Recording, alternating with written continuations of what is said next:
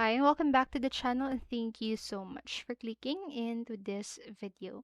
So in this video, I am going to teach you how to fix the Fortnite Festival main stage media streaming error detected.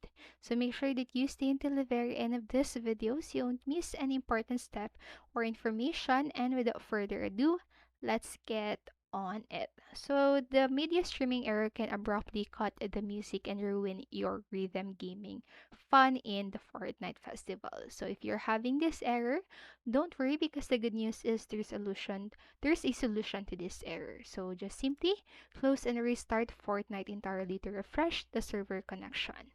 So it is actually quite annoying to fully relaunch the game, but once you load back into the festival, things should play nice and smooth once more.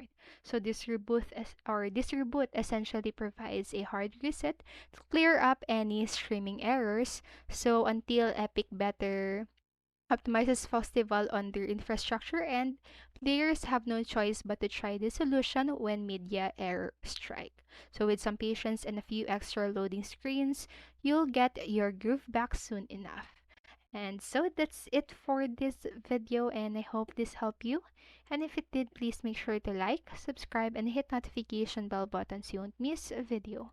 Thank you so much for watching and have a great day. Bye bye.